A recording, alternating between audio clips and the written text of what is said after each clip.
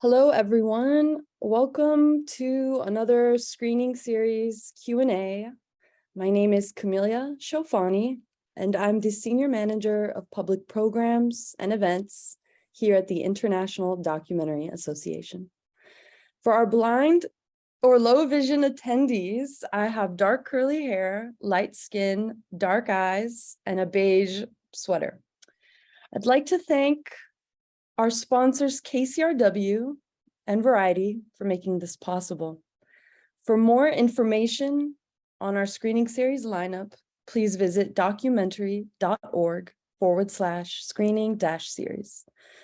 This evening, we'll be having a conversation between moderator Tim Cogshell, director Kevin Shaw, executive producer Steve James, whose film Let the Little Light Shine premiered at True Falls Festival earlier this year.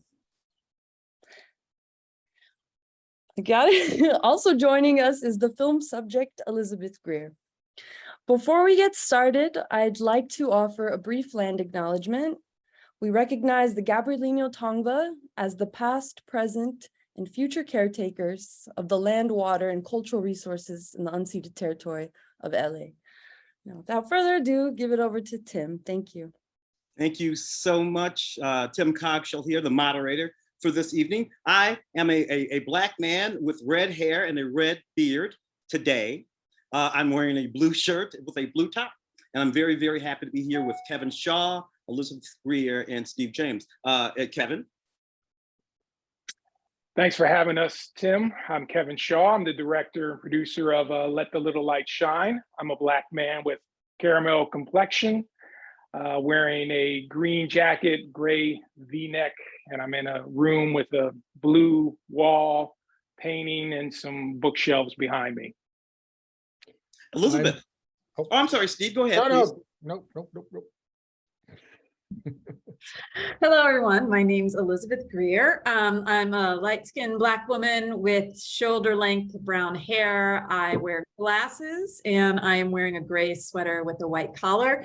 And I'm in my office, which is painted light green color, and I have bookshelves behind me. Steve. Hi, everyone. I'm Steve James, and I am a white guy wearing a checkered blue shirt. Was I not supposed to say white guy? I don't know. But I have gray hair, and I'm in a room that has some really colorful wallpaper behind me. Thank you so much, folks, for describing yourself and for that introduction. And this film is really just absolutely extraordinary and so important. And it seems to me that it is quintessentially what a documentary is. It's a film that begins in a place and goes, you do not know where, until it gets there, exactly the way docs are supposed to do. We'll go first with Kevin. Could you tell me, Kevin, when an understanding that this process needed to be documented first came to your mind? When did you first realize, oh, this is a thing that's happening and it must be documented?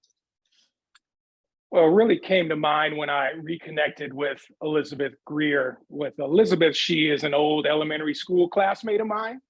And we had kind of lost contact over the years, many years, like 20, 25 years or so. But we had gotten reconnected on social media. And Elisabeth was posting stories about her fight to save NTA. And as I started to read her articles, and I saw her postings, her video postings, being at different protests and what have you. And I started to learn about the story behind NTA and the South Loop neighborhood. For one, all these issues of gentrification, race, class, power, privilege, were all rolled up into one in this story. I felt like, for one, that the closing of NTA was an injustice. It was a racist proposal. And I wanted to see if the parents, students, and educators who had stepped into their power here would be able to fight back and fight against this proposal.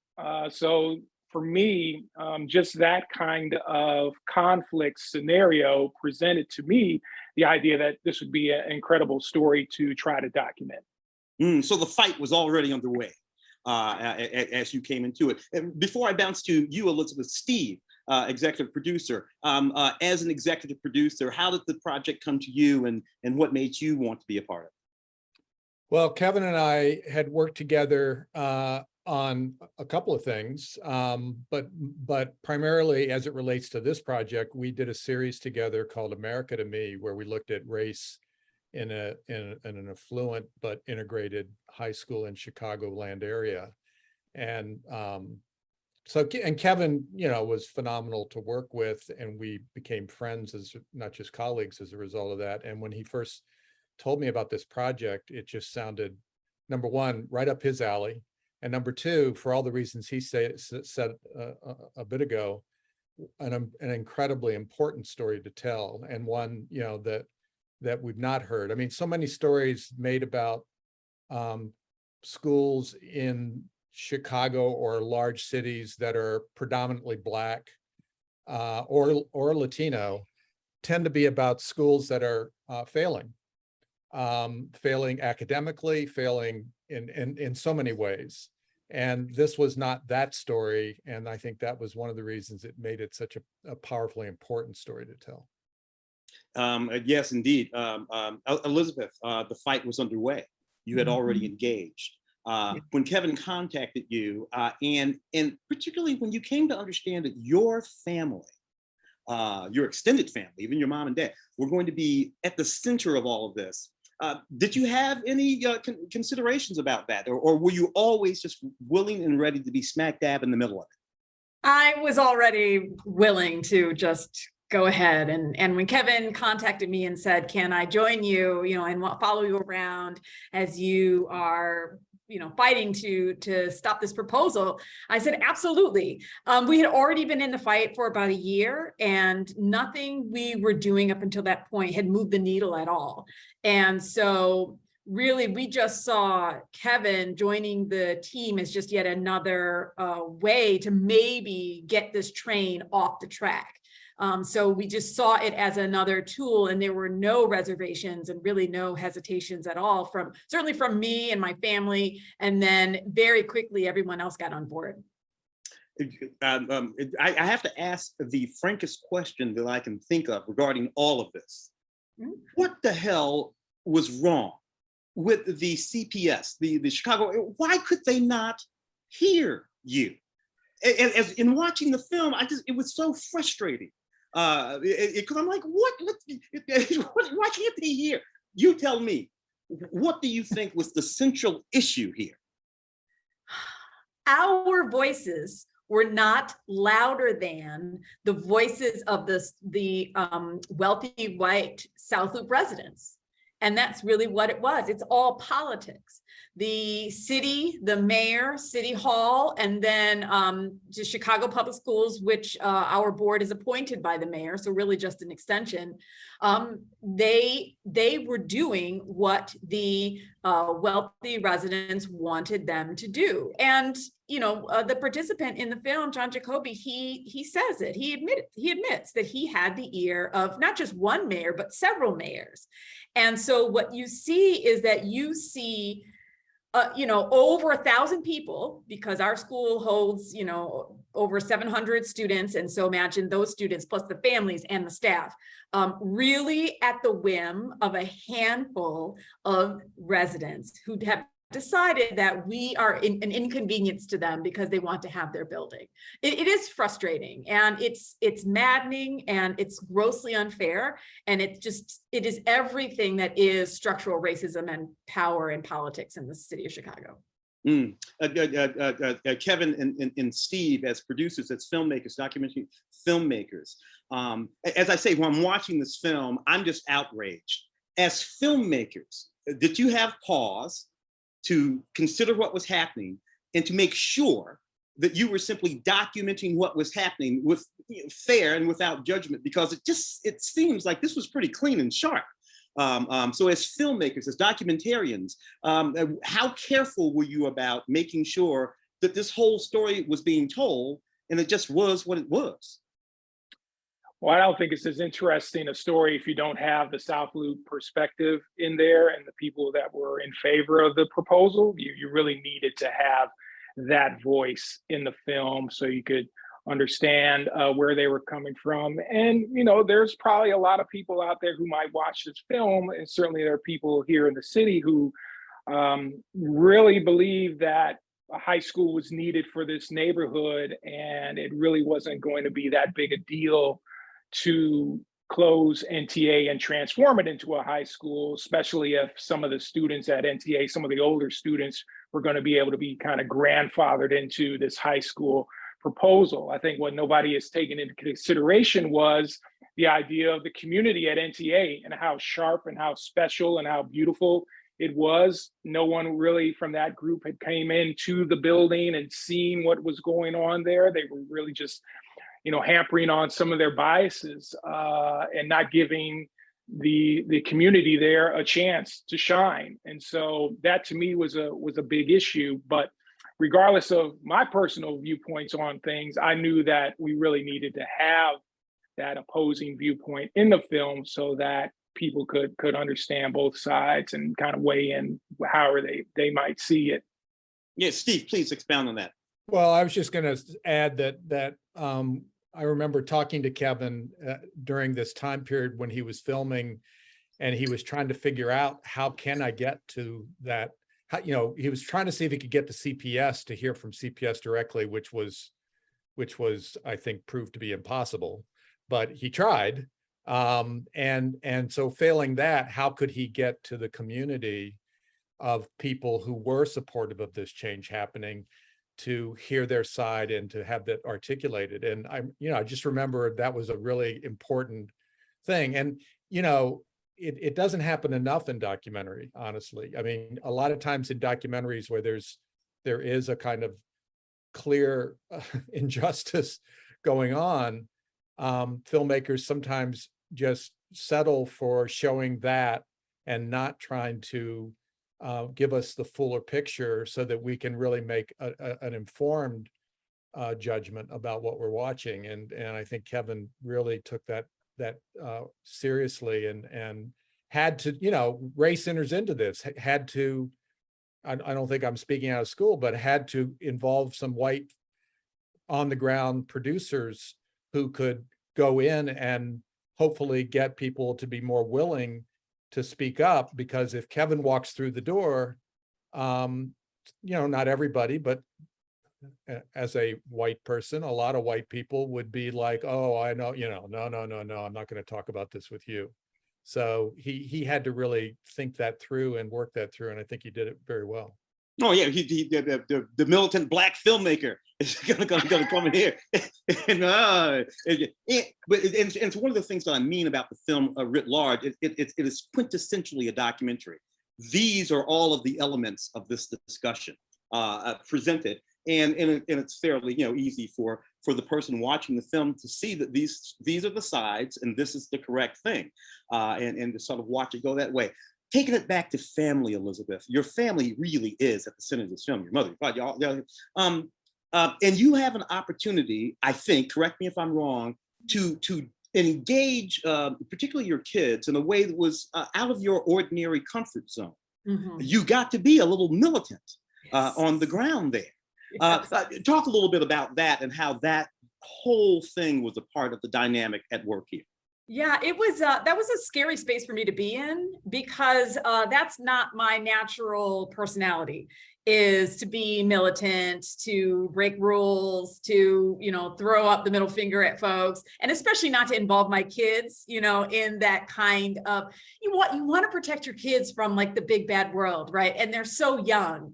And I didn't want them to, I wanted them to understand that I was fighting for something, but I didn't want to burden them with, you know, the overarching idea that this world is racist and you're always going to have to fight for the rest of your life because you're growing up Black in America. I'm like, oh, you know, they're in second grade and they're in preschool. It's too young to burden them with all of that. But yet I was gone all the time. They saw me in these protests. And so I had to involve them and engage them in some way. And eventually over time, and I have to say it happened pretty quickly, I found a nice balance, and I got peace with being out in the streets, yelling when necessary, speaking up at board meetings, behind the scenes, I'm on my computer, emailing folks, talking on the phone with people, texting people, joining, meetings in covert meetings in church basements. It slowly became a part of my life that I embraced. And now I kind of feel like I've been bit by the community organizing bug, and I'm, Yeah, well, we know where's the that next fight? it went well for one guy we know from Chicago. So, Right. there you go. There are other characters, if you will, families, if you will, involved in the film. Kevin, Steve, if you would talk a little bit more about those folks who had lived over there in those projects, those Cabrini projects, and we're on the ground as well. Talk about gathering the rest of the characters into the story. Kevin, start with you. Sure. I mean, when you look at the activist movement that was happening at NTA, it was important to get some other parents besides Elisabeth. And I wanted somebody who was really a stakeholder, somebody who had been in the community from day one. And that person ended up being Audrey Johnson there, who was a former resident of the Harold Dickey Homes that you mentioned, which was the housing project that was right kitty corner to NTA that had been torn down. And she was definitely the person to have participate in this film. Audrey carries so much respect, not only in the neighborhood, but at the school. She's been there forever. She's had several of her children there, several other relatives that have went there as well. So it was a no-brainer. Yeah, we had to have her. And being who she is, it took a little bit for her to warm up to me, but I think me being at a lot of the events and her seeing me there all the time at the school and at some of the other events, other meetings and everything, kind of let her know that, okay, this guy is for real, and he's not just trying to parachute in and parachute, and jump out with anything. So building that trust with her was important. And obviously the students at NTA were so key and critical to the entire movement, especially the 8th grade students, the year that I was really there in 2018. So that group, which featured Taylor Wallace and Marie Crawford and a bunch of their classmates, they were very important in the movement. They were at all the meetings, all the board meetings, all the city hall meetings, especially Taylor. She was there at all these things. So recognizing that and then talking to some other educators in the building, it made sense that to include a student perspective was important, and Taylor would be that person. And then finally, just from the educator role, certainly, I wanted to show what made NTA shine. Why was it such a special community, a school worth saving?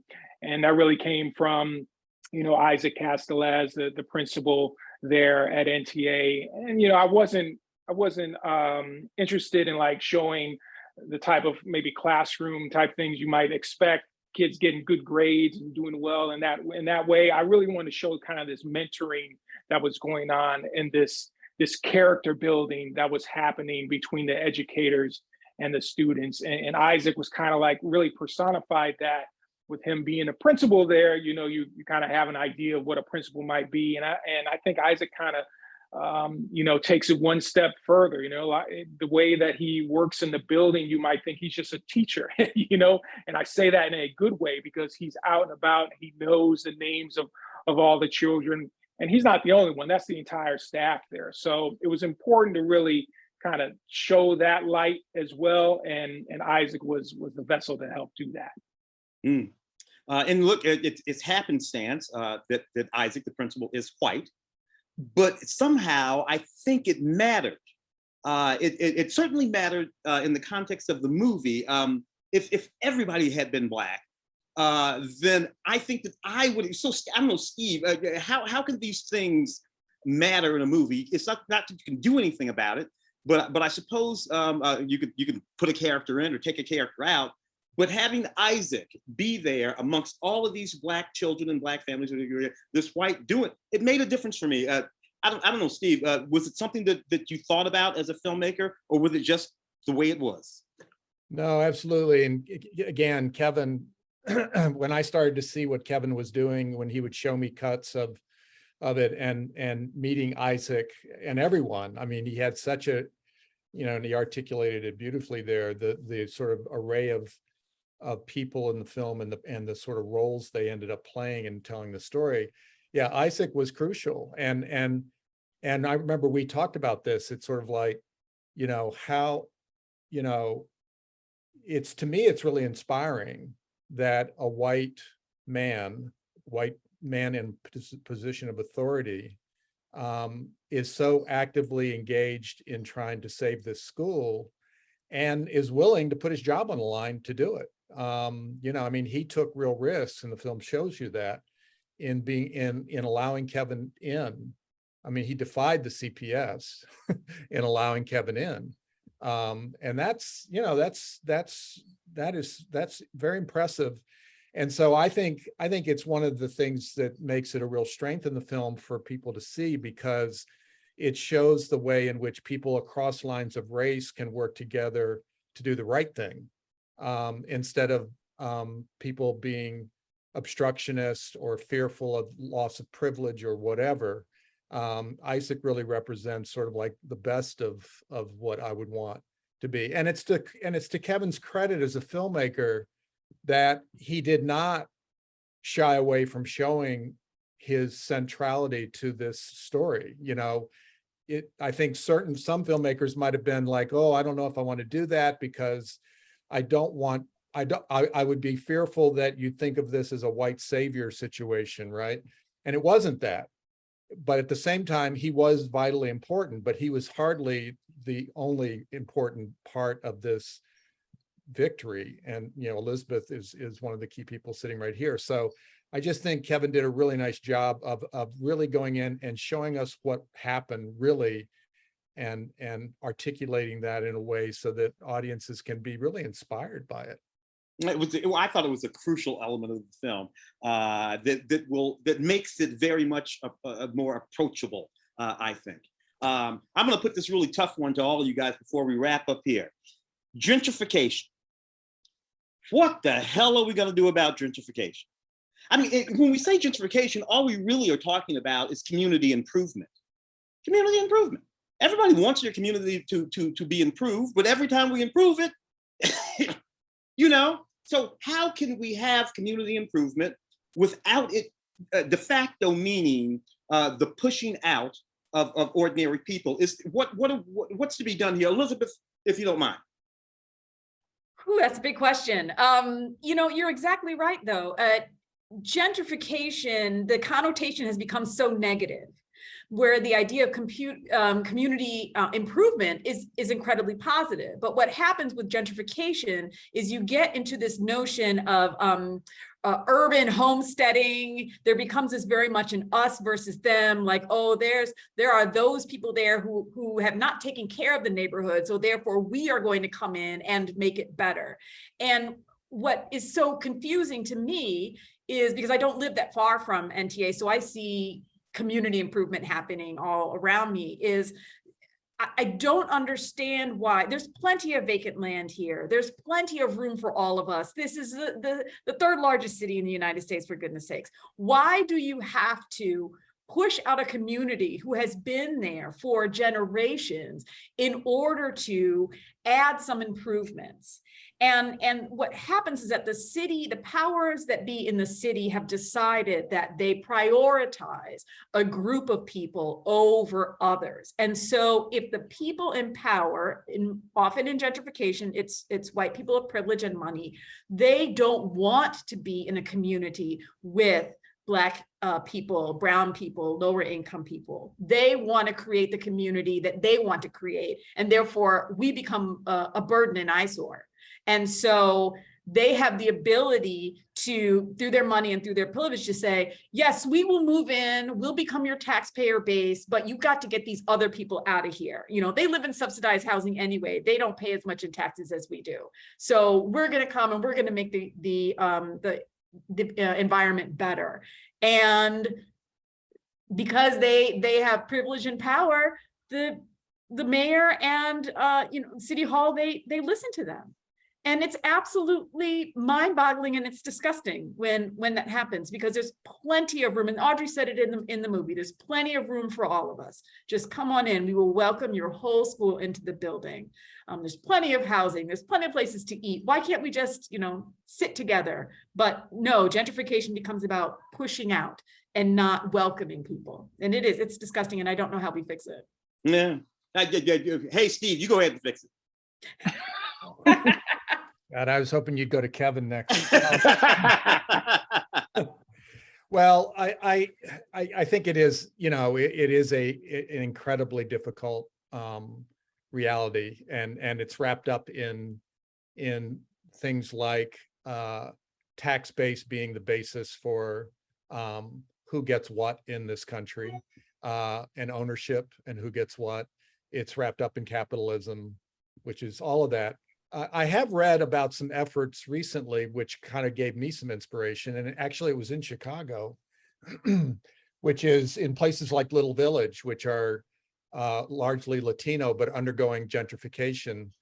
One of the things that they're trying to do is find a way to make it affordable for the longer term residents to stay in their homes, or if they're renting, to be able to rent through the city and through, different organizations contributing to the tax base in terms of helping those folks to be able to stay.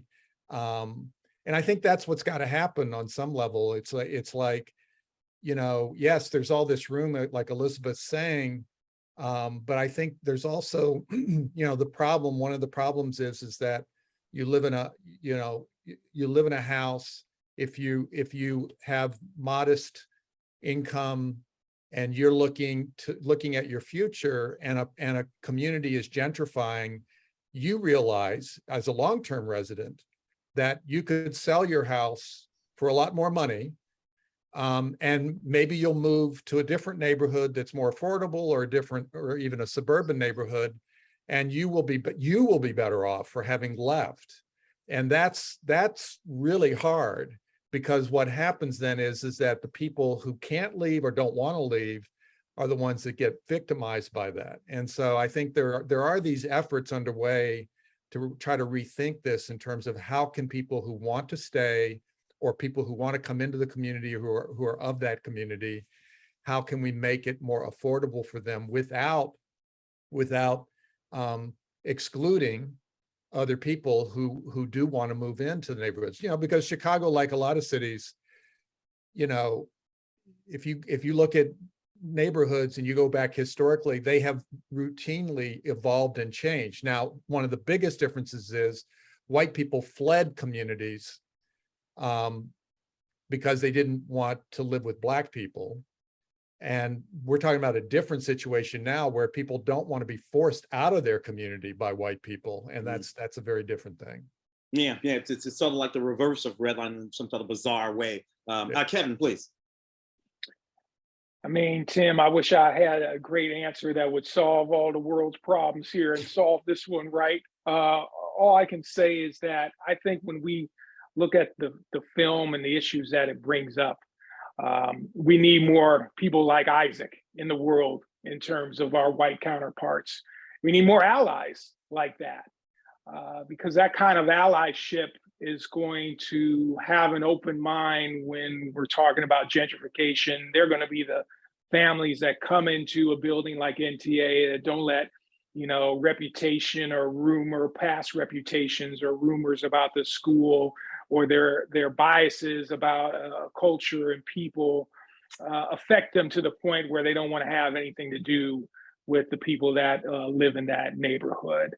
I think, if anything, that this movie shows is that it shows that even for people who believe they might be allies, they can be complicit in racism and not even know it, because they're ignorant in some ways and need a gut check, need to look in the mirror and really look at the issue and look at how they stand and where they're standing, and realize that we all want the same thing. These NTA parents, the low end community, You know, they want the same thing that the South Loop high privileged community wanted to, you know, and that's the thing about just having a great education for their kids, safe place, great place to live. We all want those same things. So my thing is, I look at how we are in this country now. I look for true allies. I look to build some allyship with people who are ready to do that. And I'm hoping that those folks then will teach their children the way on how to really live in a true just society that is not just about quote unquote equality, but is about equity and what that really looks like. Because, you know, the future is going to rest with the next generation and the generation after that. And those generations need to be taught the right thing, I believe, in terms of what social justice looks like and what we want this whole world to really be for everybody. Well, in your extraordinary film, Let the Little Light Shine, that is all captured and contextualized and presented to an audience. And look, I got to tell you, what I love the most about the film is you win. Yeah, I did a little dance in an imaginary end zone because you won. And you couldn't know that it's a documentary, but it's just a wonderful, wonderful thing. It's a great film. I thank you all for being here. Cogshell, Elisabeth Greer, and Steve James. Outstanding. Thank you so much. Thank you, Tim. Appreciate it. Thank you, Tim.